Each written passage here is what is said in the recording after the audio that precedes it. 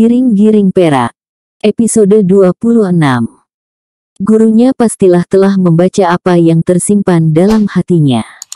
Ini membuat dia makin gugup.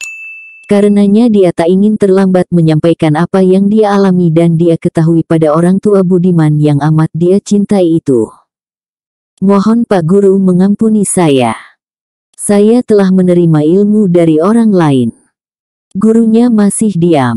Dia tak berani mengangkat kepala untuk memandang gurunya. Namun dia harus menceritakan apa yang telah dia alami. Seorang tua, bernama Tuo Pariangan Al-Kursi telah menurunkan ilmu tenaga dalam yang bernama ayat kursi pada saya. Beliau jugalah yang telah mengatakan pada saya tentang ayah dan ibunda.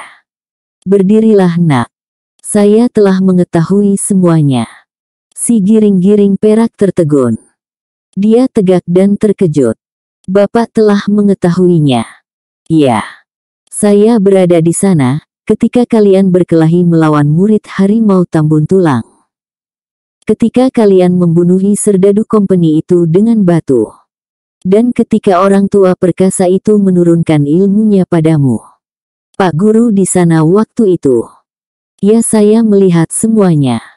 Katanya, beliau adalah pencipta tikam tuo yang guru turunkan pada saya. Saya tidak tahu dengan pasti siapa yang menciptakan ilmu itu. Saya juga menerima dari guru saya.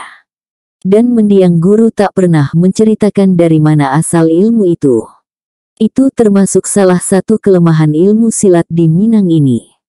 Para guru tak mau menceritakan asal-usul perguruannya. Akibatnya, lama-lama ilmu silat di Minang ini akan jadi kabur tentang asalnya. Tapi saya yakin benar, orang tua bergelar Tuo Pariangan itu tak berdusta. Secara tak langsung dia adalah guru kita bersama. Guru juga mendengar saat beliau menceritakan tentang ayah saya yang mati dibunuh harimau Tambun Tulang, dan tentang ibu saya yang ditawannya. Iya. Bapak melihat juga dia menurunkan Al-Kursi itu pada saya. Iya. Saya melihatnya nak, dan saya amat bangga. Saya bangga mempunyai murid seperti engkau. Ternyata saya tak salah pilih.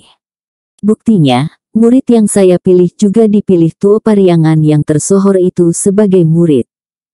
Saya mengucapkan selamat padamu nak. Kini saya bernafas lega. Ilmumu jauh lebih tinggi dari ilmu yang saya miliki.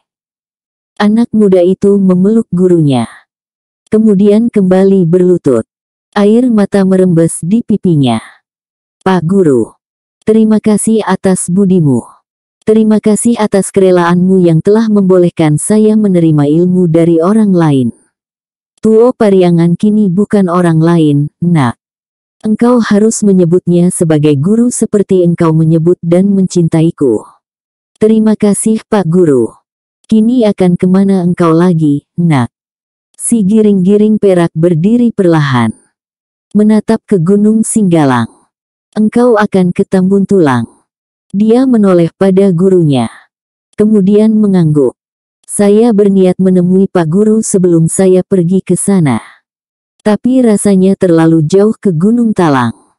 Saya telah membaca niat itu pada hatimu tatkala engkau menaiki kuda hitammu itu dan meninggalkan kampung pisang. Si giring-giring perak jadi lega. Rupanya niatnya itu juga terbaca oleh gurunya. Kini dia benar-benar merasa lega. Kini kita telah bertemu. Saya izinkan engkau untuk ke sana, nak. Engkau memang harus datang ke situ. Banyak dan besar tugas yang harus kau pikul. Pertama, mencari berita tentang bundamu. Apakah dia masih hidup atau telah meninggal? Kalau masih hidup, di mana dia sekarang? Kalau sudah meninggal, di mana kuburannya? Kemudian menanyakan kepada harimau Tambun Tulang, di mana ayahmu berkubur. Karena Tuo tadi tak menyebutkan tentang kubur ayahmu itu. Kemudian yang juga penting adalah menyelamatkan Putih Nuri dan Siti Nilam serta istri Datuk Sipasan. Jangan lupa, engkau memikul tugas berat dari Tuo Pariangan, untuk menghukum harimau Tambun Tulang, yang telah menggunakan ilmu yang dia peroleh untuk merampok dan membunuh di bukit itu. Benar, saya harus ke sana guru. Tapi saya tak pernah mengetahui dengan pasti sampai di mana ketinggian ilmu harimau tambun tulang. Karena menurut cerita dari pendekar-pendekar yang berkumpul di kampung pisang, harimau tambun tulang sudah lama sekali tak memunculkan dirinya di dunia ramai. Dia seperti mengasingkan diri. Namun tak seorang pun yang mengetahui di mana dia berada. Permusuhannya secara langsung selama ini antara dia dengan saya tak pernah ada. Kinilah baru, yaitu setelah saya ketahui bahwa dia telah membunuh ayah saya dan menahan ibu saya. Saya rasa ilmunya takkan berapa beda dengan yang kau peroleh dari saya. Yaitu sebelum engkau memiliki Al-Kursi itu. Tapi kini, ilmunya telah jauh di bawah dibanding dengan yang kau miliki. Mereka kemudian menuju ke bawah sebatang pohon bunga tanjung besar dan tengah berbunga lebat. Di bawah pohon itu bunga-bunga tanjung kelihatan bertebaran memutih dan mengeluarkan bau harum di sekitar tempat itu. Kuda hitamnya masih asyik makan rumput dan minum air dari danau kecil tak jauh dari mereka. Anak muda itu menunggu gurunya sampai duduk di urat pohon bunga tanjung yang besar itu. Kemudian dia menyusul duduk di akar yang lebih rendah, berjarak 2 depa di depan gurunya. Dia perhatikan orang tua itu. Masih seperti beberapa tahun yang lalu. Yaitu seperti saat dia meninggalkan Gunung Talang. Bahkan orang tua itu masih seperti dulu-dulu. Seperti dia masih kecil dan mula pertama belajar silat. Orang tua ini seperti bertahan dari ketuaan. Peredaran waktu seperti tak sanggup mengalahkan usianya. Apakah Pak Guru pernah berhadapan atau bertemu dengan pendekar itu? Maksud saya dengan harimau tambun tulang. Dia tak pantas disebut sebagai pendekar, nak.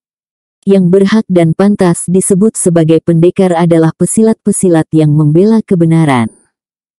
Saya memang pernah bertemu dengannya. Tapi kami tak pernah saling mengadu kepandaian, karena antara kami tak pernah ada permusuhan. Namun peristiwa itu memang sudah amat lama.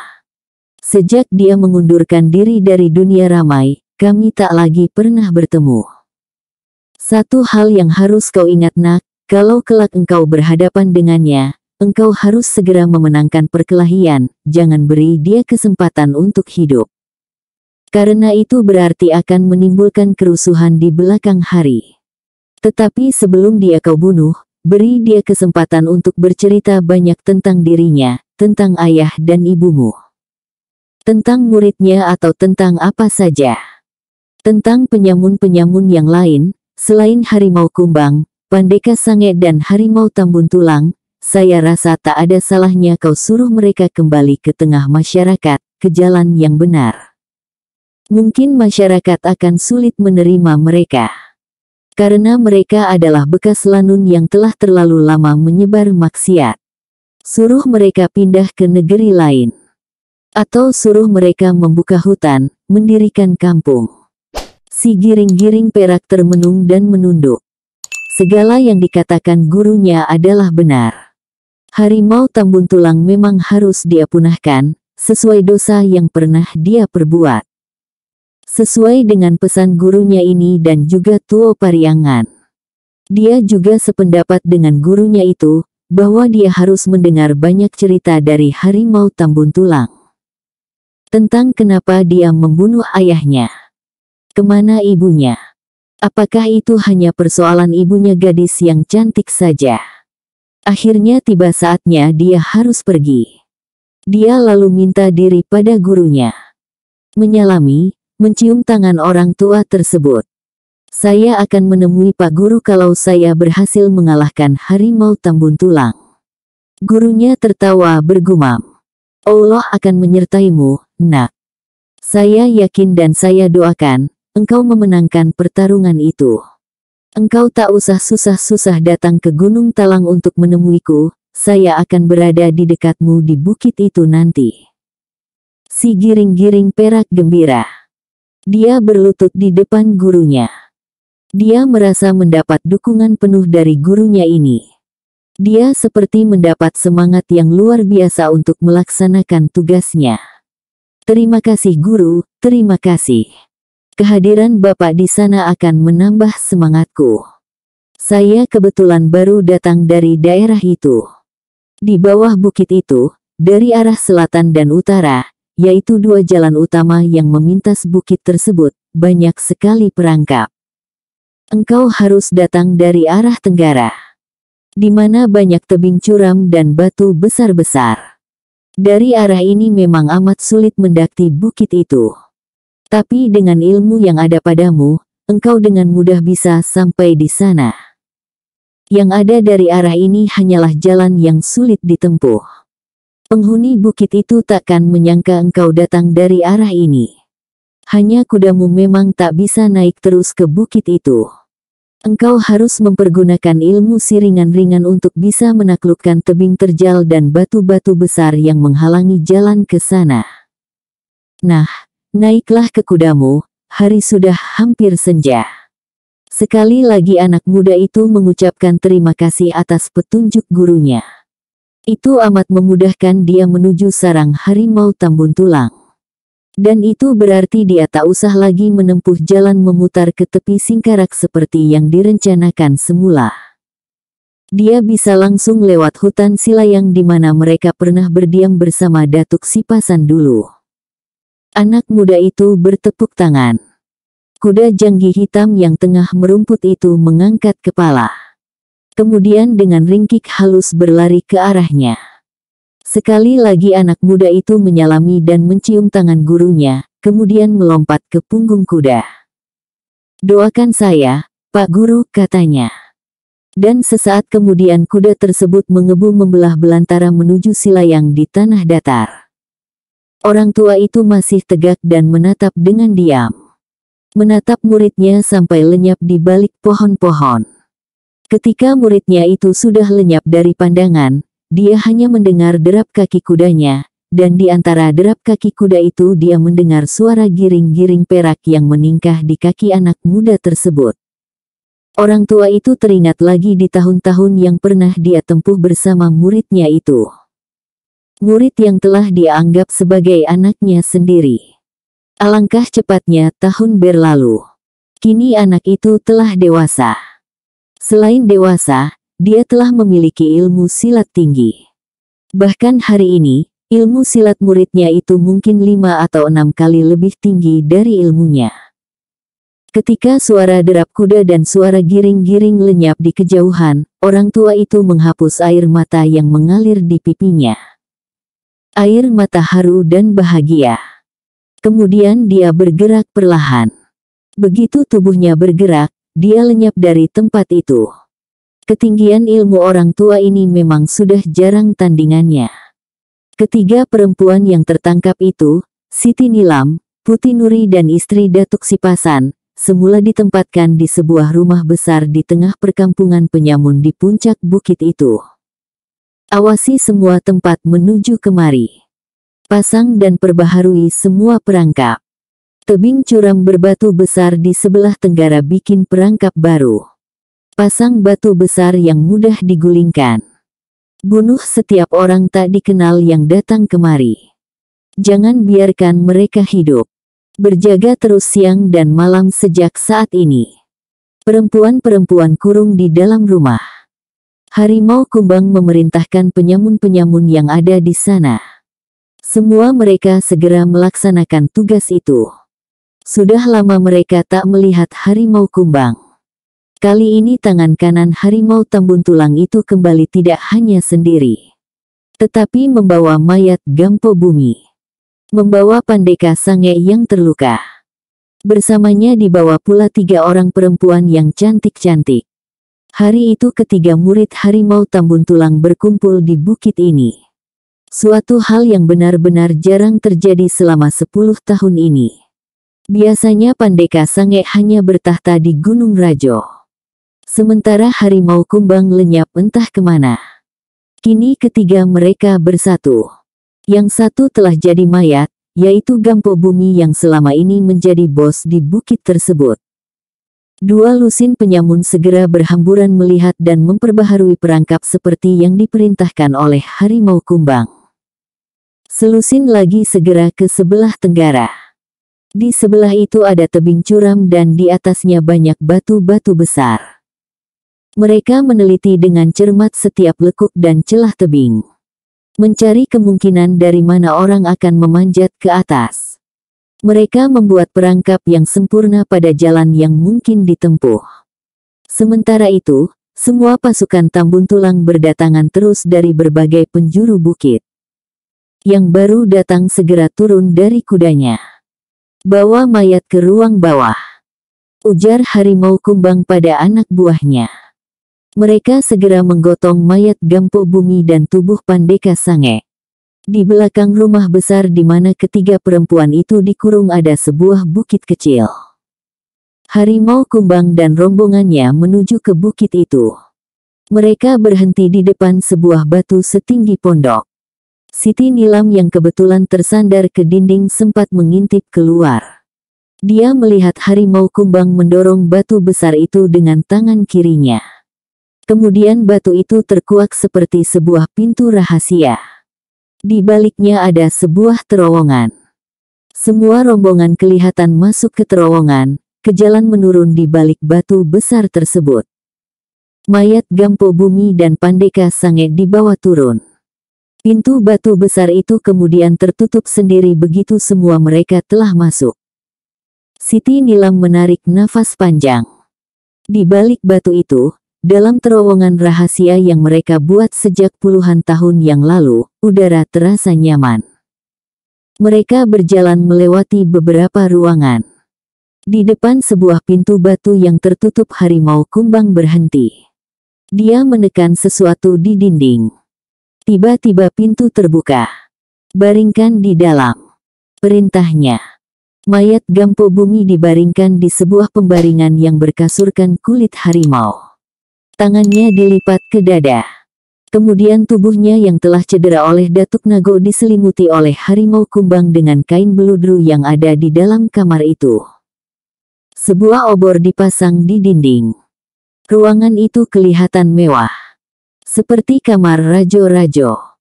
"Berbaringlah di sini adikku. Guru akan melihatmu nanti di sini," ujar harimau kumbang perlahan.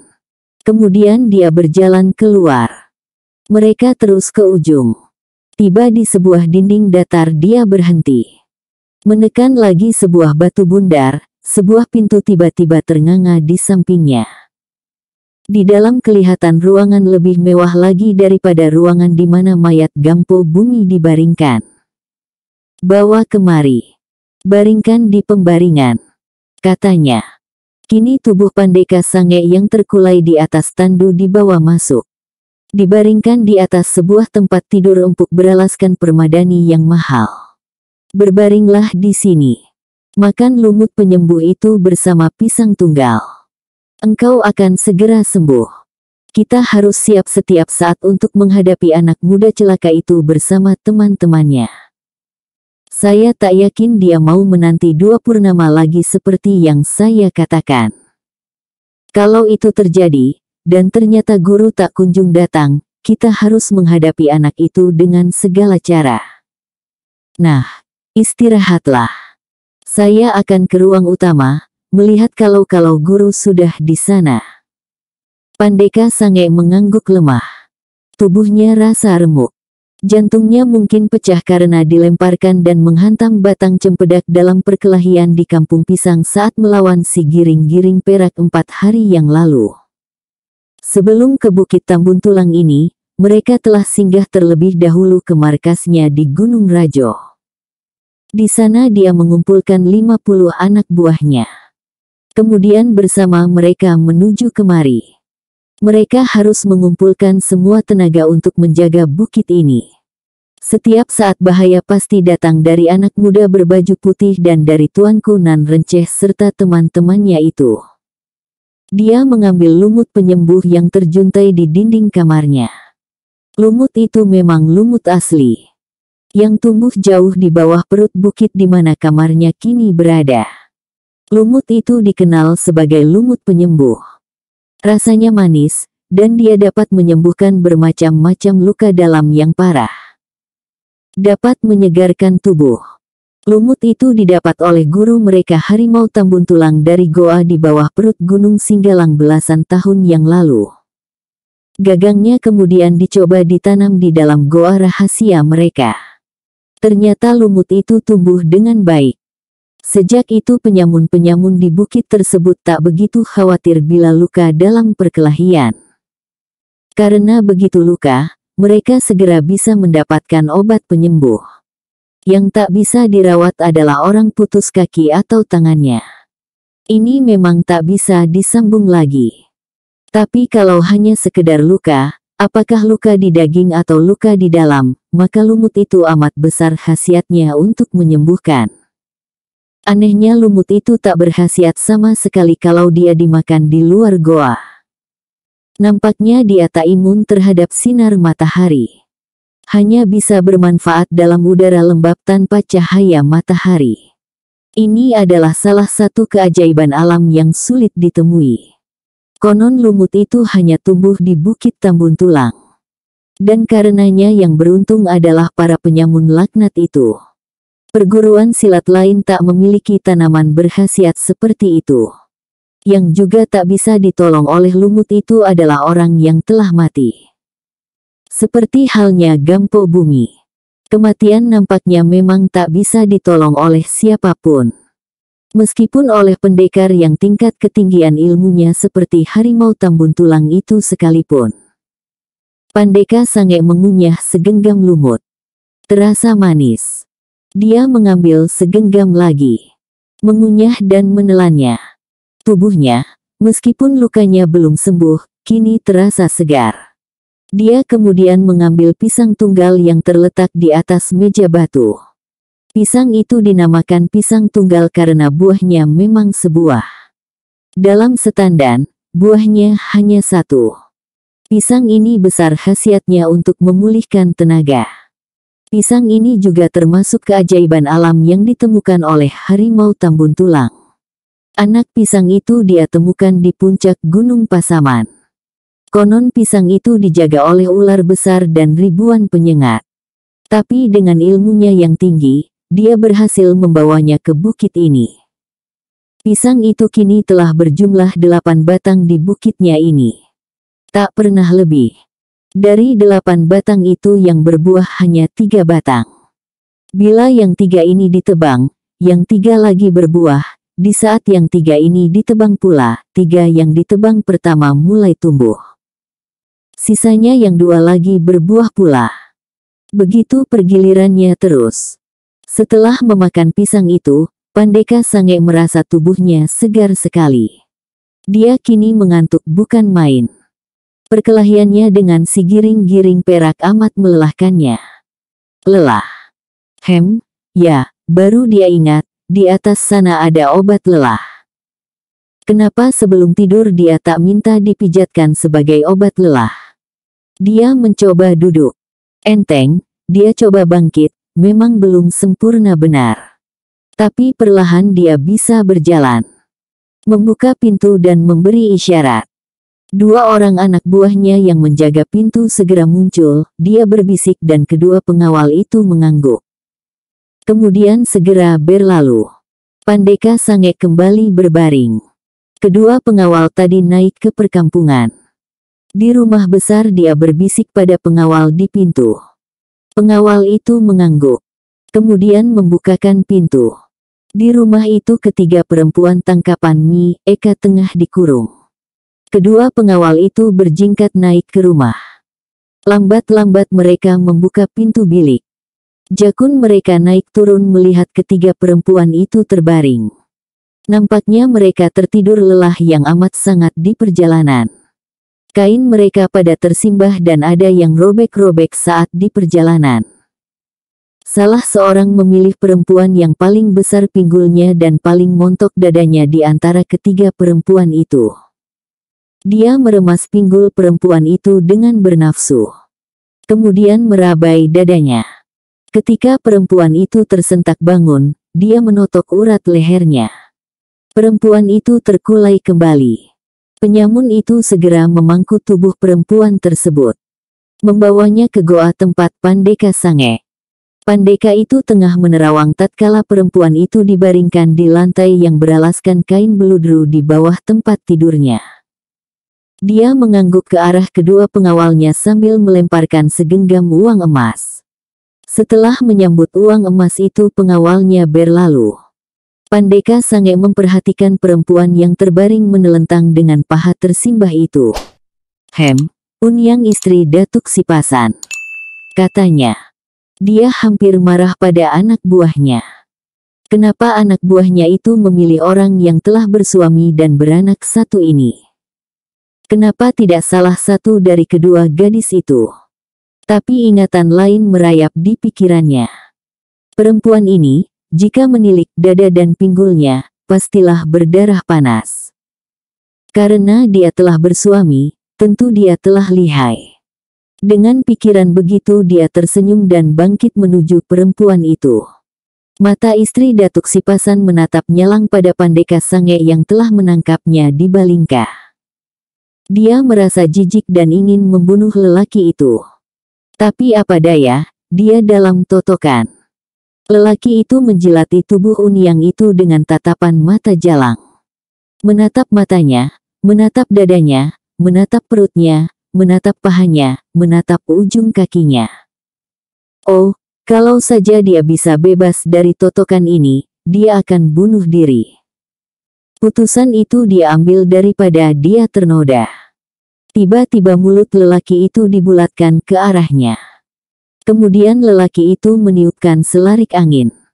Angin tiupan itu menerpa lehernya.